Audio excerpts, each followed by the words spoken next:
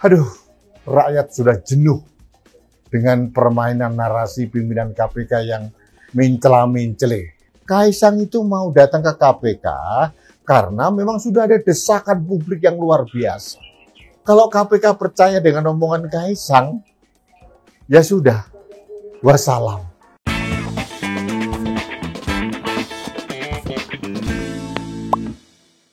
Halo sahabat Main TV, kita bertemu kembali dengan saya Rudy Eskambri di Rudy's Mind. Tentu saja di Main TV yang bukan main. Sahabat Main TV, kemarin ada drama yang tidak lucu. Dramanya di gedung KPK. Tiba-tiba Kaisang Pangarep, putra bungsu presiden, datang. Kemudian diterima pimpinan KPK atau penyidik, saya tidak tahu, keluar preskon dengan cengengesan bilang bahwa wah, dengan PD-nya dia mengatakan saya hanya memberikan keterangan dan minta arahan KPK terkait dengan penggunaan pesawat jet pribadi yang ke Amerika. Saya hanya nebeng teman saya. Hanya itu saja. Seterusnya dilanjutkan preskonnya oleh juru bicaranya Kaisang. Ada dua pertanyaan saya.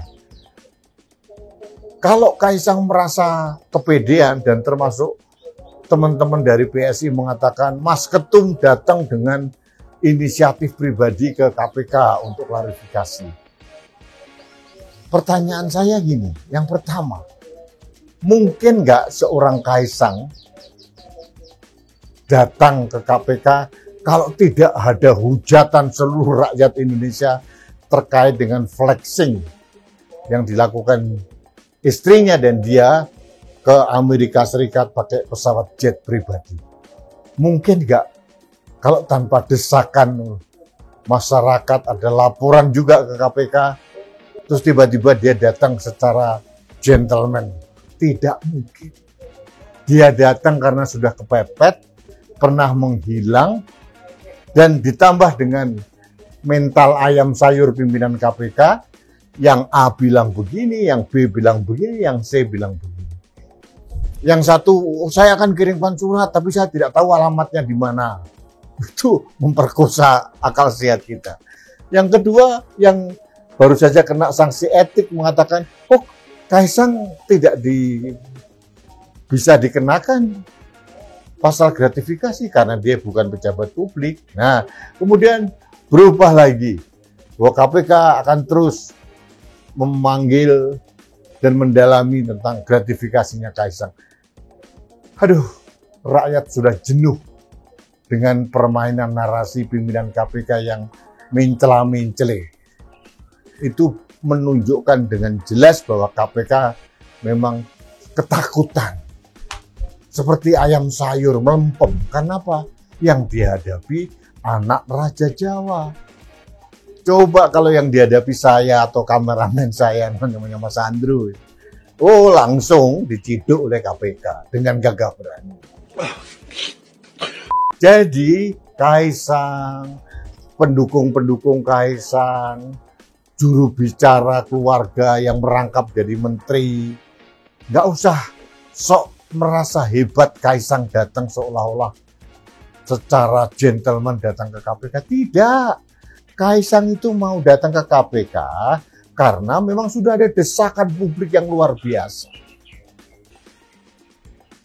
Kalau tidak, dari awal dia datang dari Amerika langsung, bukan menghilang dulu. Sempat dikatakan hilang, tidak tahu alamatnya. KPK menyamakan Kaisang seperti Harun Masiku, hilang tanpa jejak. Ternyata anaknya ada. Itu satu hal. Yang kedua, dia mengatakan, saya hanya nebeng teman saya. Kemudian ke pimpinan KPK bilang, tapi temannya nggak ikut. Masuk akal nggak sih? Orang waras mana di Indonesia ini yang percaya dengan omongan kata-kata nebeng pesawat jet pribadi ke Amerika?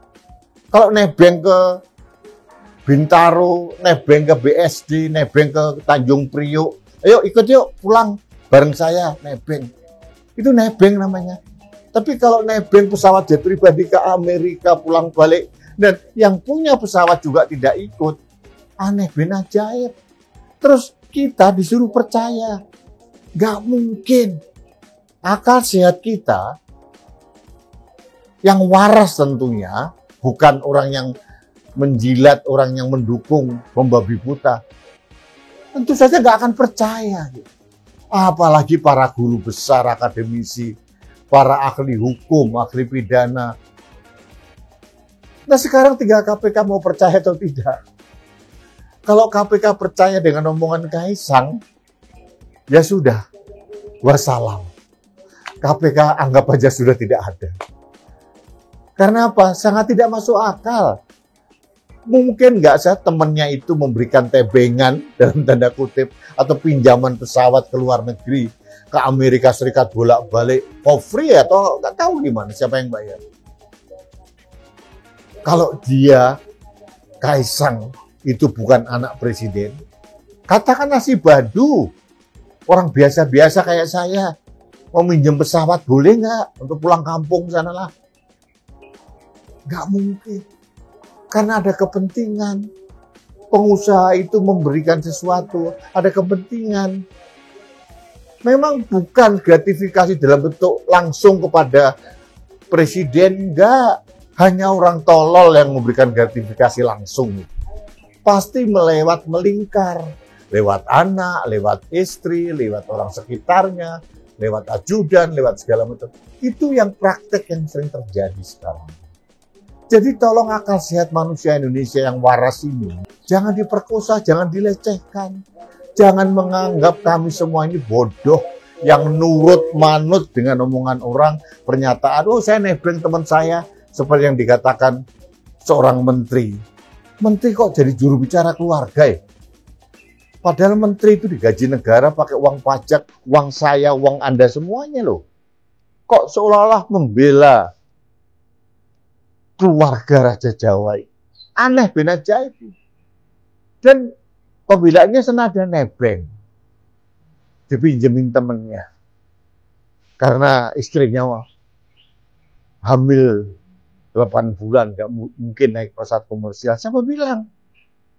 Saya sudah membaca pendapat dari Dr. Objin bahwa sama bahayanya naik pesawat jet pribadi maupun jet komersial kalau kehamilan sebesar itu. Itu pun harus pakai rekomendasi dokter.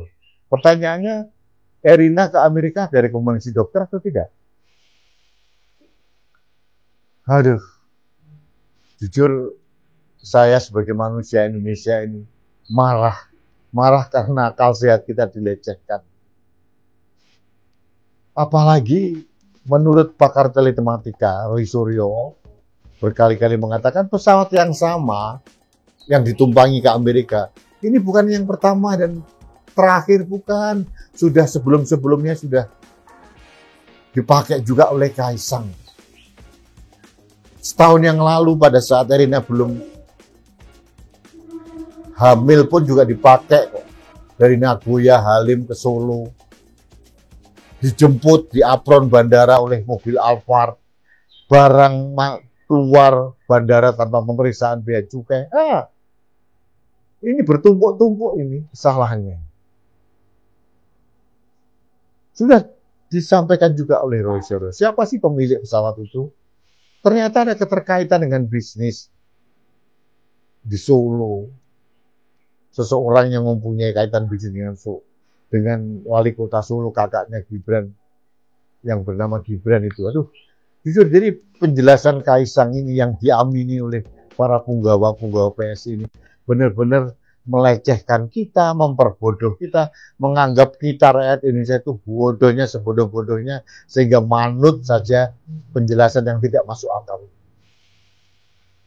Sekarang saatnya kita tunggu keberanian KPK. Apakah berani KPK menindaklanjuti penjelasan dari Kaisang? Belum lagi menantunya Presiden Jokowi yang bernama Bobi Nasution juga ketahuan nebeng jet pribadi orang. pengusaha di Medan. Nah, apa kabar? Dia pejabat publik loh. Kapan mau datang ke KPK? Apa akan bilang nebeng lagi? Jadi artinya kita ini sering dipertontonkan pertunjukan drama yang menggelikan, yang memperkosa akal sehat kita, memperkosa kewarasan logika kita. Kita ini manusia ini diberikan logika, nalar, akal sehat, itu karunia Allah Subhanahu wa Ta'ala. Karunia Tuhan, jangan dilecehkan. Orang Indonesia tidak semuanya sebodoh orang-orang yang mengiyakan apa saja katanya Kaisang. Jadi marilah kita mengedepankan berpikir secara sehat, bernalar secara logik, realistis, tidak mengarang-arang cerita, terutama teman-teman PSI yang muda-muda lah. Anak muda kok kehilangan idealismenya. Masa anak muda ikut-ikutan berbohong?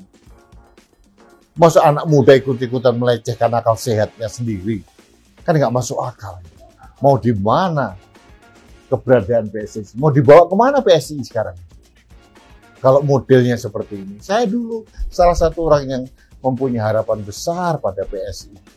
Karena, ini ada harapan baru anak muda yang idealis. Ternyata perkembangannya sekarang ini benar-benar memprihatinkan. Saya jujur, sebagai orang yang pernah menggemari dan berinteraksi dengan beberapa pimpinan PSI waktu itu, sangat-sangat kecewa. Jadi sahabat Main TV, mari kita membangun nalar dan logika sehat kita, kewarasan kita. Jangan sampai kewarasan kita terganggu dengan narasi-narasi palsu, narasi yang meninabobokan, narasi yang seolah-olah melecehkan harkat dan martabat kita sebagai manusia. Nah, sekarang tinggal tunggu KPK. Berani atau enggak sih KPK ini? Kalau enggak berani, buat apa KPK ada? Buat apa uang rakyat bermiliar-miliar untuk mendukung keberadaan KPK kalau tidak ada gunanya? Masalah gratifikasi yang nyata itu aja nggak berani kok. Sekali lagi saya katakan, kalau Kaisang ini bukan anak Jokowi, mungkin nggak ada pengusaha yang ngasih kucuran dana sekian miliar untuk bisnis startupnya dia, untuk membeli saham ratusan juta saham, untuk memberikan pinjaman pesawat jet pribadi. Mungkin nggak? Tidak mungkin. Ini Indonesia, Bung. Jangan salah. Orang ini memberikan gratifikasi, menyogok, menyuap. Nggak mungkin langsung begitu saja. Dia berjalan memutar lewat lingkungan terdekatnya. Anak, istri, ajudan, keponakan, adik ipar, segala macam. Jadi, kenapa saya angkat topik ini? Saya hanya ingin mengajak Anda untuk kembali tetap menegakkan kewarasan kita, logika kita yang sempat terganggu dengan narasi-narasi yang melecehkan akal sehat kita. Kita jangan masuk golongan-golongan orang yang begitu saja percaya dengan ucapan-ucapan palsu, ucapan-ucapan yang tidak masuk akal. Hanya itu pesan saya untuk Anda. Terima kasih. Kita bertemu kembali dalam Rudy's Mind berikutnya. Sampai jumpa.